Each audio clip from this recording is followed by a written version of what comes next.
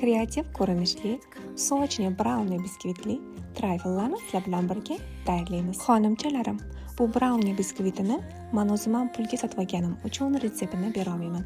Qolgan jarayonlarni zavq bilan birga tomosha qilishingiz mumkin. Men bu safar Snickers trayfelini tayyorladim. Sochli biskvitlarni solib, ketidan propitka qildim. Sifatli iriska molokkodan ayamasdan chiroyli qilib soldim. Qovurilgan, quritilgan, tozalangan yer yong'oqlarni ham shunaqa chiroyli qilib ustidan sepib chiqdim. Keyin plomber mazali morоженое kremini shunaqa nasatkada chiroyli qilib chiqazib chiqdim.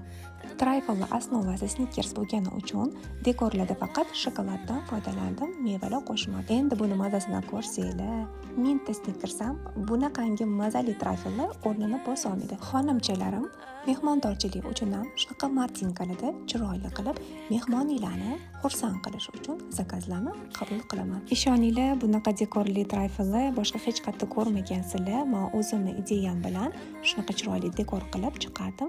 Bemalol murojaat qilib zakaz berishingiz mumkin.